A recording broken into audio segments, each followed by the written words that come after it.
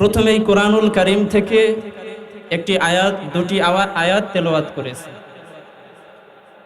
আল্লাহ তাআলা এই আয়াতে তার পরিচয় দিচ্ছেন, তিনি কে, তার ক্ষমতা কি, তার শক্তি কি, তার পাওয়ার কতখানি। আল্লাহ তাআলা বলেন, তাবারাকাল্লাযী বিয়াদিহিল মুলকু ওয়া হুয়া আলা কুল্লি শাইইন কাদির।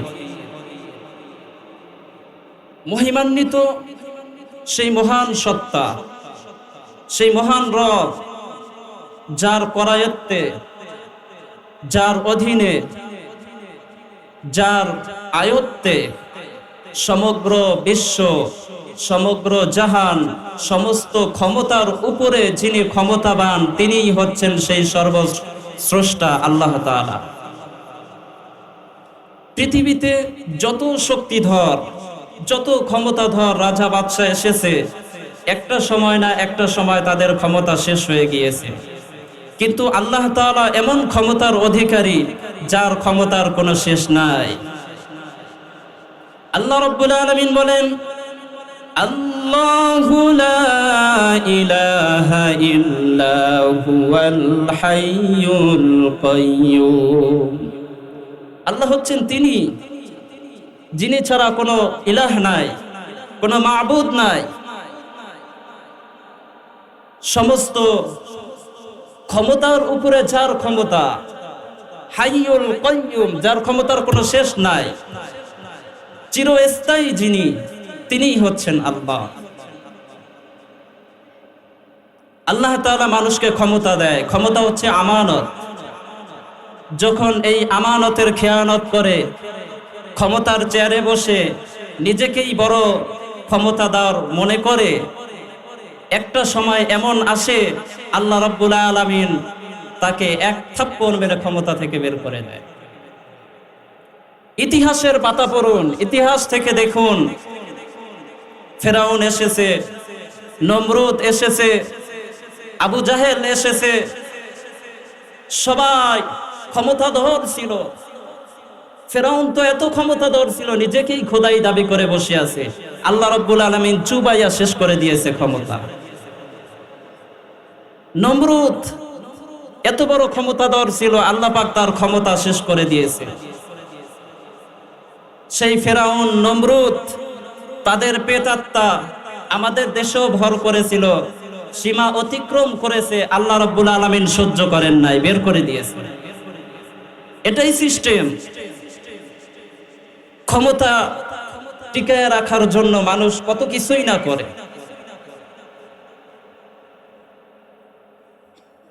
কত কিছুই না করে, শিশু হত্যা, ঘুম, খুন,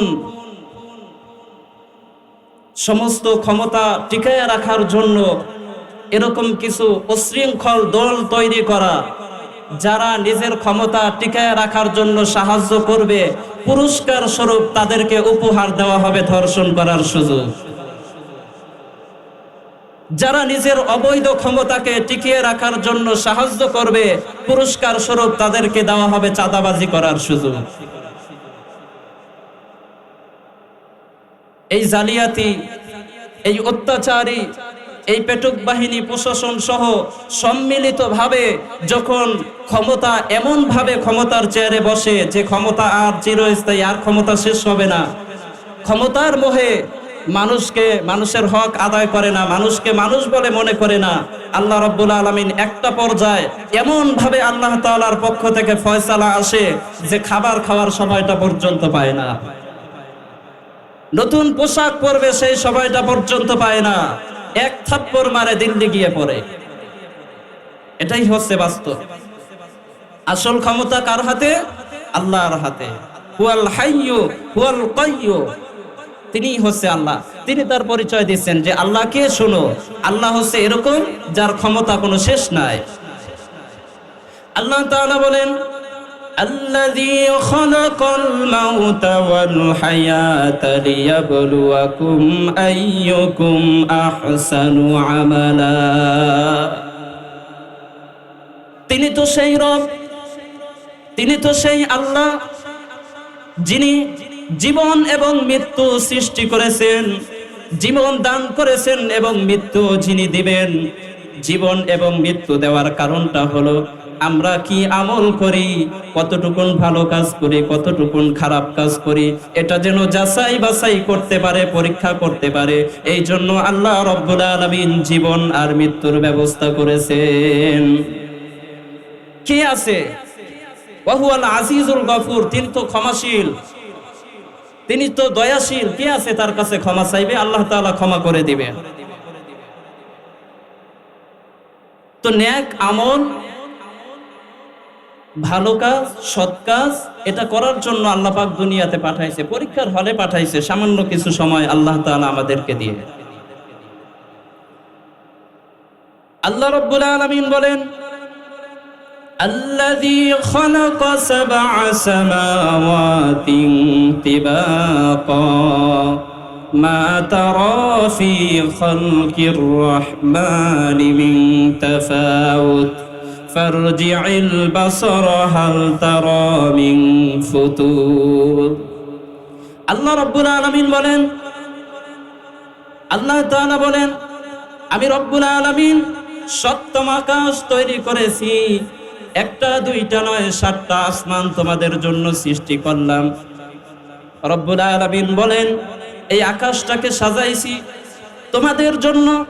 তোমাদের জন্য আল্লাহ রব্বুল আলামিন, আল্লাহ পাক বলেন তোমাদের জন্য আমি আসমান তৈরি করলাম। মা তারা ফি খালকির রহমানি মিন তাফাউত, দয়াময় আল্লাহ তাআলার এই সৃষ্টির ভিতরে তুমি কি কোনো ভুল খুঁজে পাও কিনা? ফারজি'ল বাসারা হাল তারা মিন ফুতুর, দয়াময় আল্লাহ তাআলার এই সৃষ্টি জগতের ভিতরে দেখো তুমি কোনো খুঁত খুঁজে পাও কিনা। এত সুন্দর করে আল্লাহ রাব্বুল আলামিন সৃষ্টি করলেন। শুধু আসমান নয়, আসমানটা যেন সুন্দর দেখা যায়, এর সৌন্দর্য যেন বৃদ্ধি পায়, এজন্য আল্লাহ রাব্বুল আলামিন অসংখ্য প্রদীপ মালা দিয়ে প্রথম আসমানটাকে সাজিয়ে দিয়েছে। আল্লাহ পাক বলেন, সুম্মারজি'ল বাসারা কাররাতাইনি ইয়ানকালিবু ইলাইকাল বাসারু খাসিআন ওয়া হুয়া হাসির। আল্লাহ পাক বলেন, আবার তাকাও, বারবার দৃষ্টি ফেরাও, বারবার দেখো, খুঁজতে তোমার দৃষ্টি ম্লান হয়ে আসবে, তুমি ক্লান্ত হয়ে পড়বে, তোমার দৃষ্টি তোমার দিকেই ফিরে আসবে, তারপরেও তুমি তোমার রবের সৃষ্টির ভিতরে কোনো প্রকার খুঁত খুঁজে পাবে না। ভুল নাই, নির্ভুলভাবে আল্লাহ রাব্বুল আলামিন সৃষ্টি করেছেন। মানুষ সৃষ্টি করেছেন আর রহমান, দয়াময় আল্লাহ, দয়াময় রহমান। আল্লাহ রাব্বুল আলামিন বলেন, আর রহমানু আল্লামাল কুরআনা খালাকাল ইনসানা আল্লামাহুল বায়ান। দয়াময় তিনি, যিনি কোরআন শিক্ষা দিয়েছেন। খালাকাল ইনসান, যিনি মানুষ তৈরি করেছেন।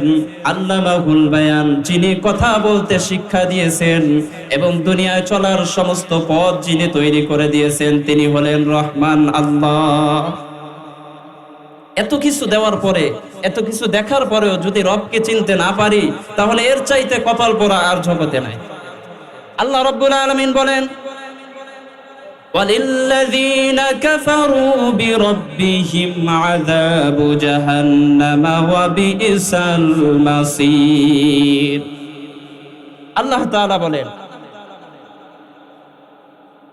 আল্লাহ তাআলা বলতেছেন যে তোমাদের ভিতরে তোমাদের রবকে যদি তোমরা চিনতে না পারো, অস্বীকার করো। এই যে প্রথমে সৃষ্টি দেখাইলেন, আল্লাহ পাক হায়াত মউত সৃষ্টি করছেন, তার পরিচয় দিয়েছেন। এরপরে আল্লাহ তাআলা আয়াত নিয়ে এসেছেন যে তোমাদের রবকে যারা অস্বীকার করেছে, তোমার রবকে যারা চিনতে পারলো না, নিজের রবকেই চিনতে পারলো না, তাদের জন্য রাখা হয়েছে ভয়ঙ্কর আযাব, কঠিন শাস্তি। ওইটাই কতই না মন্দ কাজ, কতই না খারাপ একটা স্থান যেখানে তারা পতিত হবে। আল্লাহ তাআলা বলেন, ইযা উলকু ফিহা সামিউ লাহা শাহীকান ওয়া হিয়া তাফুর। জাহান্নামে কোন দলকে যখন ওই জাহান্নামের ভিতরে নিক্ষেপ করা হবে, ওই জাহান্নামে ফালানো হবে, কোন দলকে জাহান্নামে নিয়ে যাওয়া হবে, জাহান্নামের বিকট আওয়াজ, গর্জন তারা শুনতে পাবে। জাহান্নাম রোষে জোশে অগ্নি স্ফুলিঙ্গ উপরের দিকে উঠে যাবে, যার গর্জন সমস্ত জাহান্নামবাসী শুনতে পাবে। কঠিন বিকট আওয়াজ হবে। তাকাদু তামাইয়াজু মিনাল গায়জ, জাহান্নাম যেন রাগে গোসায় ফেটে পড়তে চাইতেছে, এমন অবস্থা হবে। আল্লাহ তাআলা বলেন, কুল্লামা উলকিয়া ফিহা ফাওজুন সাআলাহুম খাযানাতুহা আলাম ইয়াতিকুম নাযীর।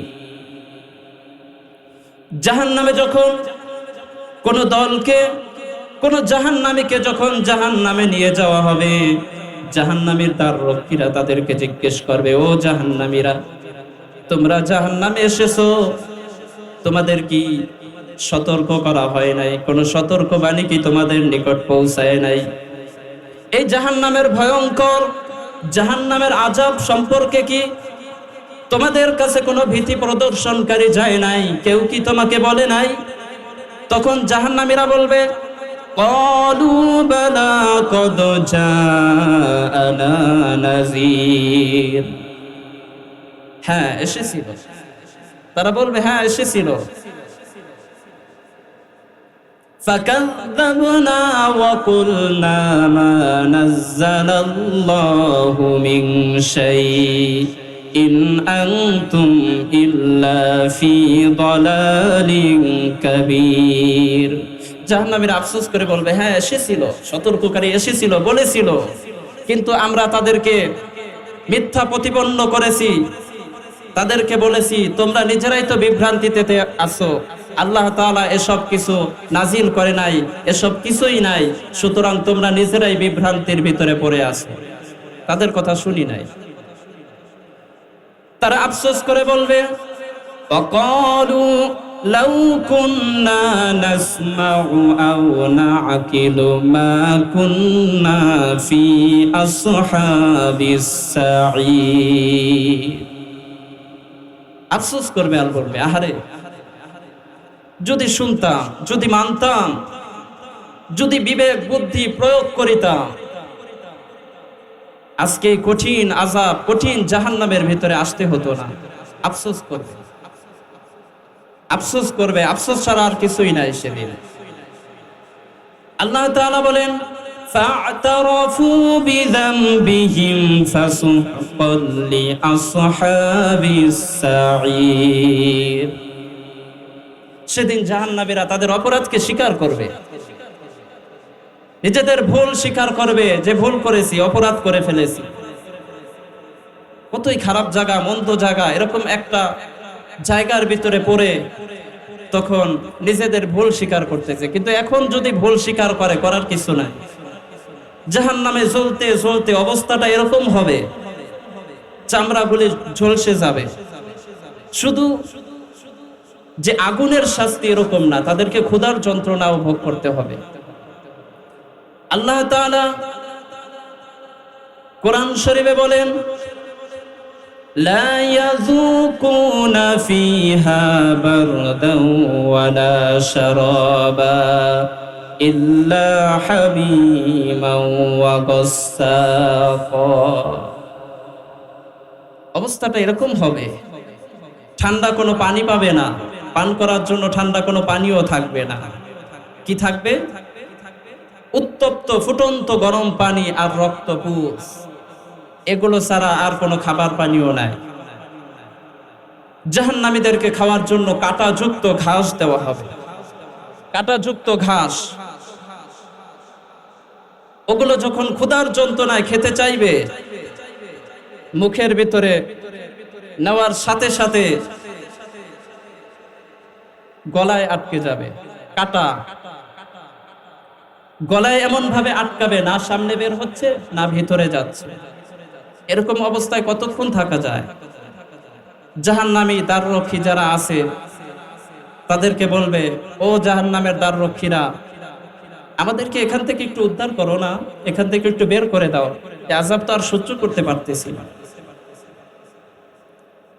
জাহান্নামের দ্বাররক্ষীরা বলবে, ক্বালু আওয়ালাম তাকু তা'তিকুম রাসূলুকুম বিল বায়িনাত। তারা বলবে তোমাদের কাছে কি কোন রসুল যায় নাই, নবী রাসূলরা কি দাওয়াত পৌঁছায় নাই, সতর্ক বাণী পাও নাই? বলবে হ্যাঁ পাইছি। তো আযাব ভোগ করতে থাকো। জাহান্নামীরা বলবে এই দ্বার রক্ষীদের কাছে সাহায্য চেয়ে কোনো লাভ নাই। জাহান্নামের প্রধান দ্বার রক্ষী যিনি আছে, যার নাম হচ্ছে মালিক, তার কাছে সাহায্য চাই।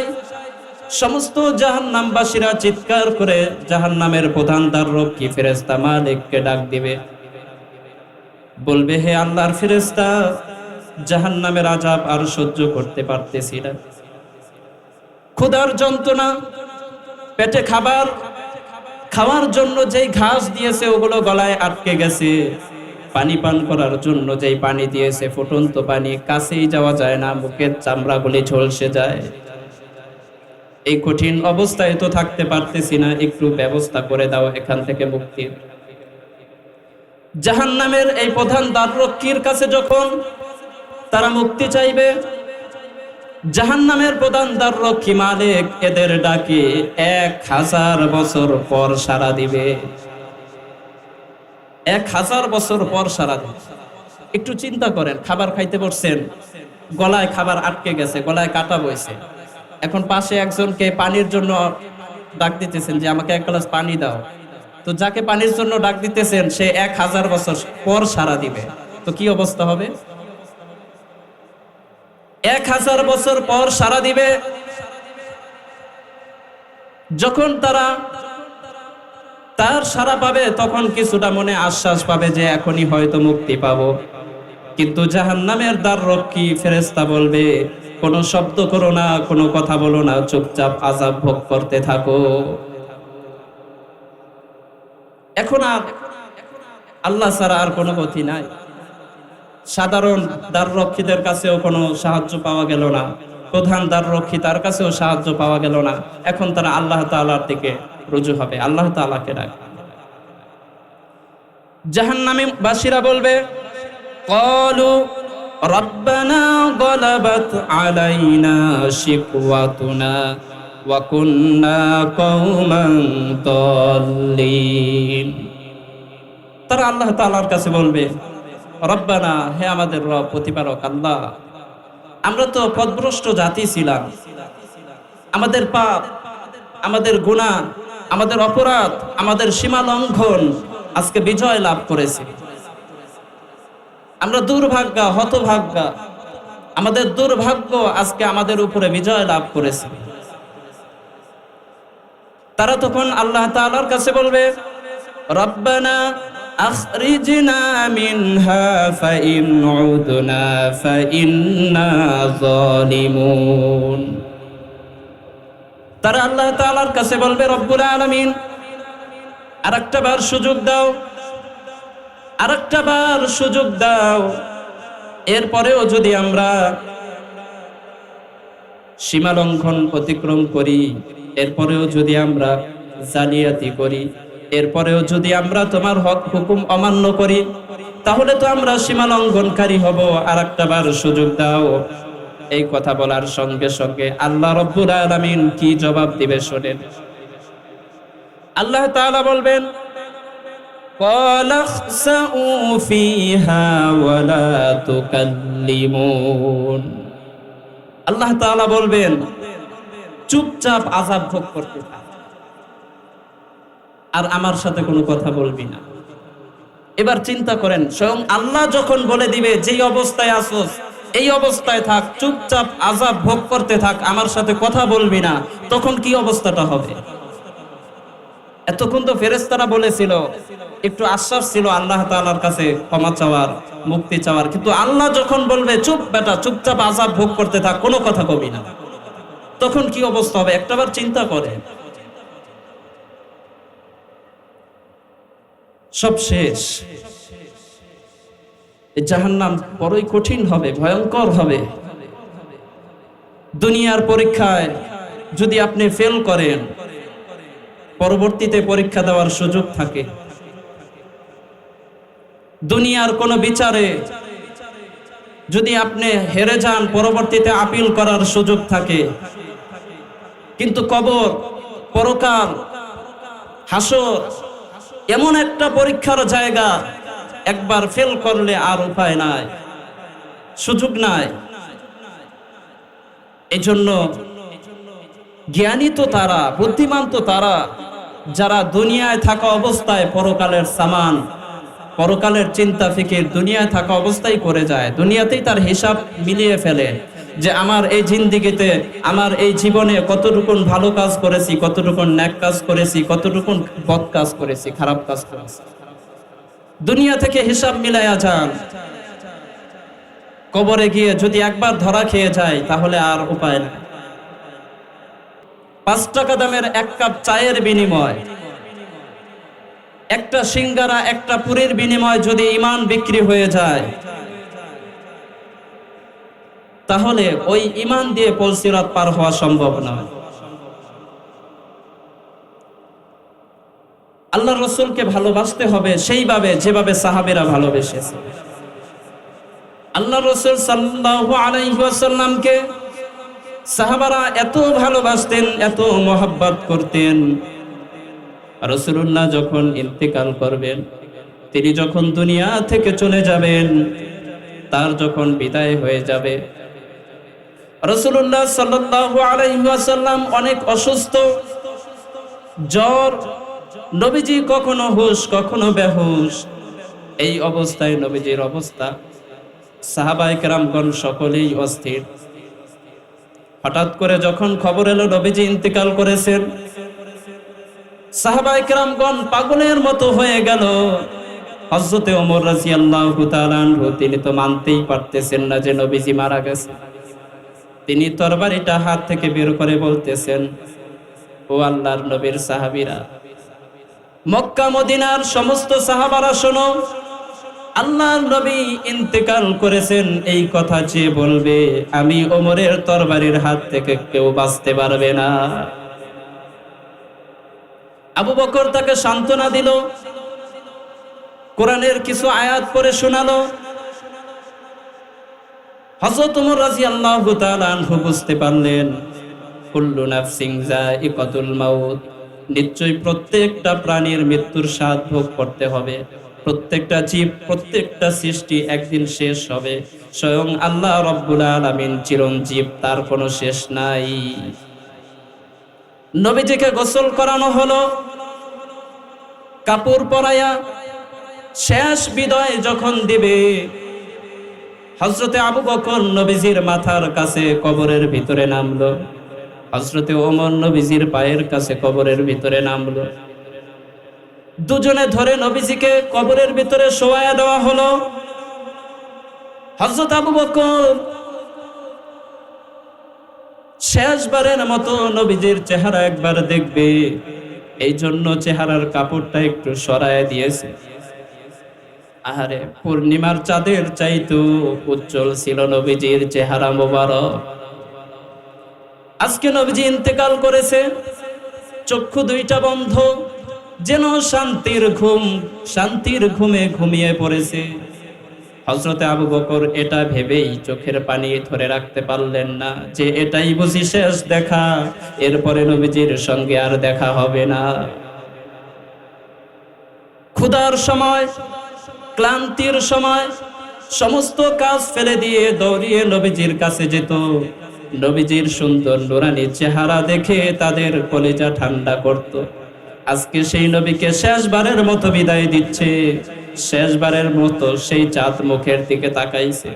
হযরত আবু বকর আর সহ্য করতে পারলেন না, নবীজির চেহারা মোবারক বুকের সাথে জড়ায় ধরে হাউমাউ করে কেঁদে ফেললো।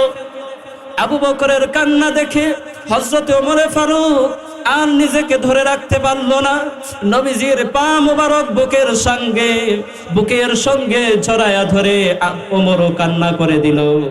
এক পাশে আবু বকর কান্না করতেছে, আর এক পাশে ওমর কান্না করতেছে। চতুর্দিকে সমস্ত সাহাবারা কান্না করতেছে, কান্নার রোল পড়ে গেল। আহারে, বিশ্ব নবীকে চিরদিনের জন্য বিদায় দেওয়া হচ্ছে। এই জীবনে নবীজিকে দুনিয়ায় আর সামনাসামনি দেখা হবে না। হযরতে আবু বকর ওমর কিছুক্ষণ পরে নবীজির চেহারা মুবারকের দিকে তাকালেন, দেখলেন নবীজির চোখের দুই কোণা দিয়ে পানি বেয়ে বেয়ে পড়তেছে। আরে নবীজি চোখ বন্ধ ইন্তেকাল করেছে। আবু বকর ওমর এত কান্না করতেছে, সাহাবারা এত কান্না করতেছে, নবীজির চোখের দুই কোণা দিয়ে পানি বেয়ে বেয়ে পড়তেছে। হযরত আবু বকর ওমর বুঝতে পারলেন যে নবীজি তো দুনিয়া থেকে চলে গেছেন, কিন্তু তিনি তো সর্বশ্রেষ্ঠ নবী, তার ভিতরে আল্লাহ পাক এত মুজিজা, এত গুণ, এত শক্তি দিয়েছেন। তিনি মৃত্যুর পরেও তার উম্মতেরা কি করতেছে, তার উম্মতেরা তার জন্য কান্না করতেছে, এটা তার আত্মা অনুভব করতে পারে। একজন মানুষ যখন মৃত্যুবরণ করে, একজন মুমিন যখন মৃত্যুবরণ করে, তার আত্মা এগুলো অনুভব করতে পারে। এই জন্য বলা হয় মৃত ব্যক্তির পাশে কান্না করো না। রাসূলুল্লাহ সাল্লাল্লাহু আলাইহি ওয়াসাল্লামের চোখের দুই কোণা দিয়ে পানি বেয়ে বেয়ে পড়তেছে। শেষ নবীজি তার সাহাবাদের কান্না দেখে সহ্য করতে পারলেন। আরে এত ভালোবাসতেন, সেই যে কান্না শুরু হলো, দুনিয়ায় থাকা অবস্থায়ও কান্না করেছে। শিশুকালে বাবা দুনিয়া থেকে চলে গেছে, যখন বাবা দুনিয়ায় আসার আগেই বাবা ইন্তেকাল করছে, দুনিয়ায় আসার পর মা ইন্তেকাল করছে। এমন এতিম নবী হযরত আবু তালিব নবীজির চাচা ছিলেন, যদিও তিনি ঈমান আনেন নাই, কিন্তু রাসূলুল্লাহ সাল্লাল্লাহু আলাইহি ওয়াসাল্লামকে অনেক ভালোবেসেছেন। নবীজি একদিন জিজ্ঞাসা করলেন, চাচা আপনি তো আমাকে অনেক ভালোবাসেন, আমি যে আল্লাহর নবী এটা কি আপনার বিশ্বাস হয় না? আবু তালিব বললেন, ভাতিজা তুমি আল্লাহর নবী কিনা এটা আমি জানি না, তবে তুমি যে একজন অসাধারণ মানুষ এটা আমি জানি। তুমি যখন ছোট্ট ছিলে, রাতের বেলা তুমি যখন ঘুমিয়ে থাকতে, ছোট বাচ্চারা যখন ঘুমিয়ে থাকে, দোলনায় শুয়ে থাকে, তাদের বাবা তাদের মা আত্মীয় স্বজন উপর থেকে খেলনা নাড়ায়, বাচ্চাটা হাসে, আনন্দ পায়। কিন্তু তোমার তো বাবাও নাই, মাও নাই, তোমাকে কি ওই আনন্দটা দিবে? আমি দেখতাম, লক্ষ্য করতাম, রাতের বেলায় তুমি ছোট্ট চিত হয়ে শুয়ে আছো, তুমি যখন আকাশের দিকে তাকাতে, আকাশের ওই চাঁদটা যেন তোমার সামনে চলে আসতো।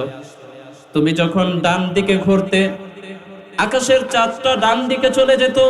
তুমি যখন বাম দিকে ঘুরতে, আকাশের চাঁদটা বাম দিকে ঘুরতো।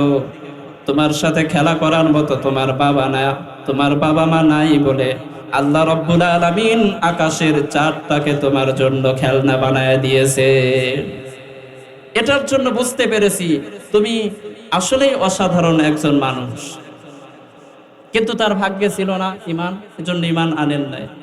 কিন্তু রাসূলুল্লাহ সাল্লাল্লাহু আলাইহি ওয়াসাল্লাম যখন আবার বড় হলেন, ইসলামের দাওয়াত দিতে শুরু করলেন, কষ্ট, চতুর্দিকে মার অত্যাচার শুরু হয়ে গেল। নবীজি যখন মানুষদেরকে, মানুষের পেছনে মেহনত করতেন, দ্বীনের দাওয়াত দিতেন, অনেক সময় এরকম হতো রাসূলুল্লাহ সাল্লাল্লাহু আলাইহি ওয়াসাল্লাম সিজদায় গিয়েছেন, মাথার উপরে এরকম পচা নারী ভরি, পচা প্রাণী, মৃত প্রাণী তার ঘাড়ের উপরে চাপায় দেওয়া হতো। রাসূলুল্লাহ সাল্লাল্লাহু আলাইহি ওয়াসাল্লাম মাথা উঠাইতে পারতেন না। সারা জীবন কষ্টে কষ্টে গেছে, উম্মতের জন্য কান্না করেছে, উম্মতের জন্য কান্না করেছে। শেষবার যখন ইন্তেকাল করলেন, কবরে শোয়া দিলেন, তখনও এই উম্মতের জন্য চোখ দিয়ে চোখের কোনা বেয়ে বেয়ে পানি পড়ে। কিয়ামতের দিন ভালোবাসার মানুষ যদি থাকে, একজনেই পাবো, সে হলো আমাদের নবী মুহাম্মদুর রাসূলুল্লাহ সাল্লাল্লাহু আলাইহি ওয়াসাল্লাম। বাবা মাকে চিনবে না,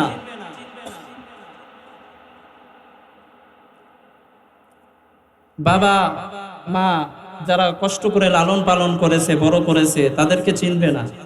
বাবা মা সন্তানকে চিনবে না, স্বামী স্ত্রীকে চিনবে না, স্ত্রী তার স্বামীকে চিনবে না। এমন ভয়ঙ্কর অবস্থা হবে।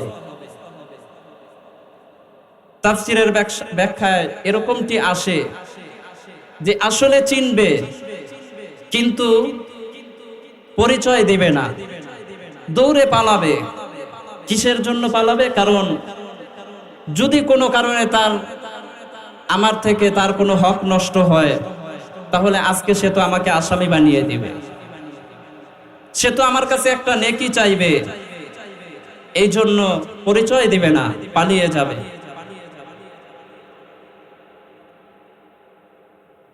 আল্লাহ তাআলা বলেন, ইয়াউমা লা ইয়ানফাউ মালু ওয়ালা বানুন ইল্লা মান আতাল্লাহা বিকলবিন সালিম।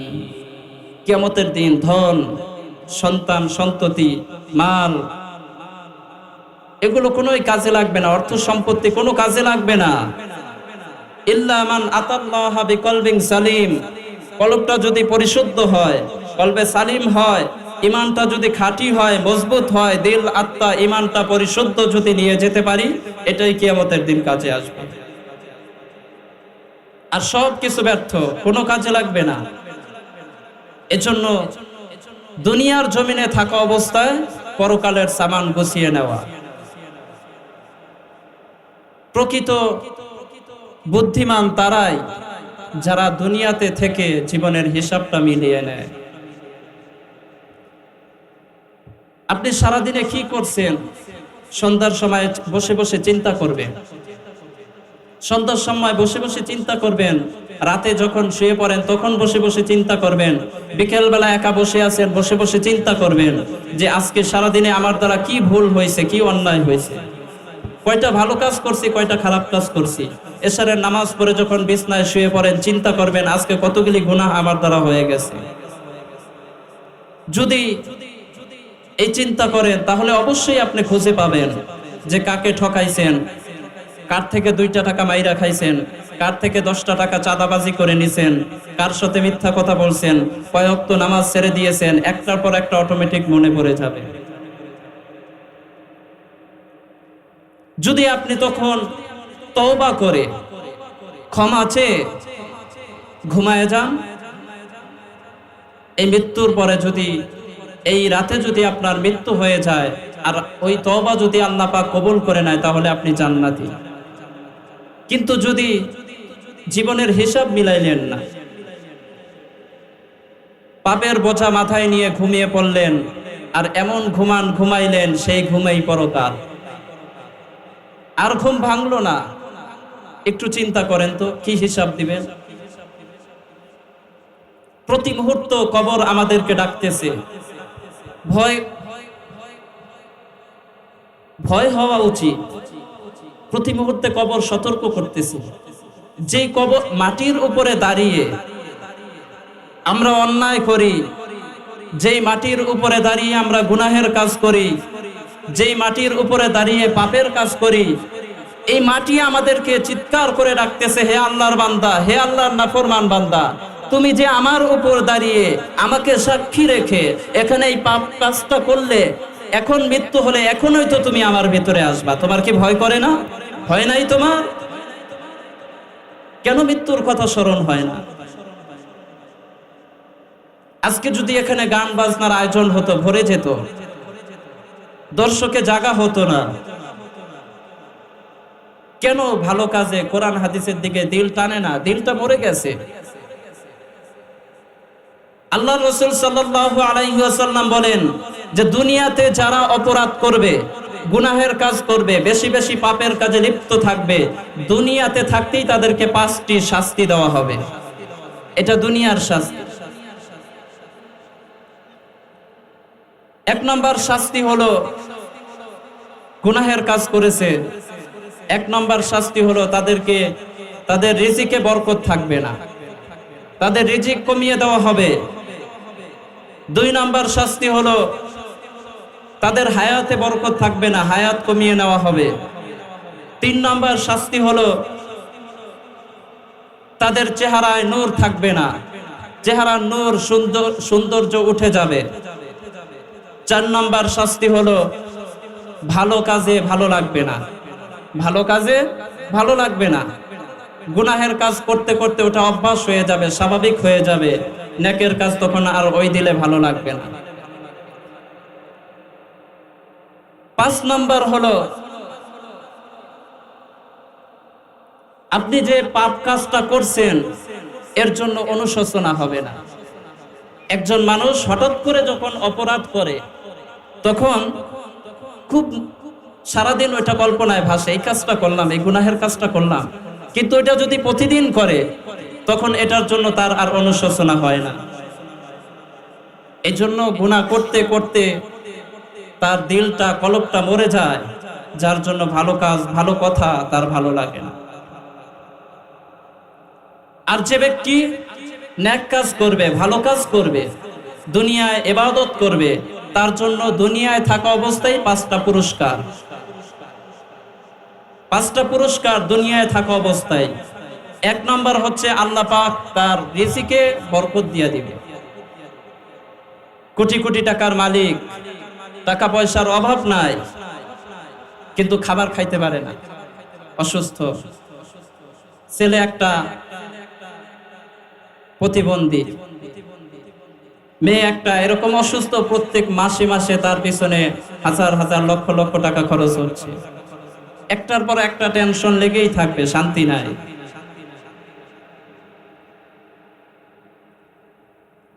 তো আল্লাহ পাক বলেন, আল্লাহ রাসূল সাল্লাল্লাহু আলাইহি ওয়াসাল্লাম বলেন যে দুনিয়াতে 5টি পুরস্কার। 1 নম্বর হচ্ছে তার রিজিক বাড়িয়ে দেওয়া হবে, রিজিকে বরকত দেওয়া হবে।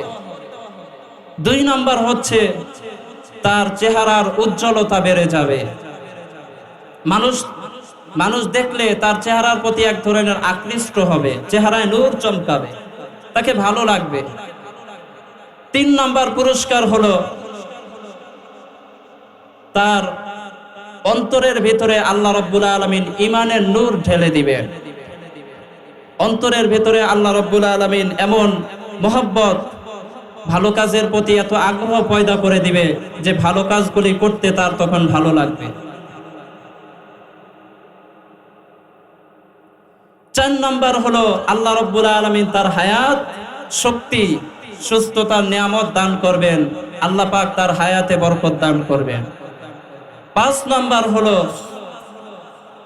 মানুষের প্রতি, মানুষকে তার প্রতি মহব্বত বাড়ায় দিবে, তার প্রতি, মানুষের প্রতি মহব্বত পয়দা করে দিবে। এই জন্য দুনিয়ায় থাকা অবস্থায় পাপের কাজ ছেড়ে দিয়ে নেকের কাজ করার দরকার আছে না? আমরা তো সবাই কবরের যাত্রী, কবরে যেতে হবে না? মৃত্যুবরণ করতে হবে না? সারা জীবন দুনিয়ায় থাকা যাবে? থাকা যাবে না, আসল বাড়ি কবর, সেখানে যেতে হবে। তো সম্মানিত উপস্থিতি, আল্লাহ পাক আমাদেরকে দুনিয়া এবং আখিরাত এটা বুঝে নেক আমল বেশি বেশি করে আল্লাহ রাব্বুল আলামিন আমাদেরকে এই দুনিয়ার পথ অগ্রসর হওয়ার তৌফিক দান করুক। আল্লাহ তাআলাকে সন্তুষ্ট করে, আল্লাহর রাসূলকে সন্তুষ্ট করে যেন দুনিয়া থেকে বিদায় নিতে পারি, আল্লাহ পাক সেই তৌফিক দান করুক। আমিন।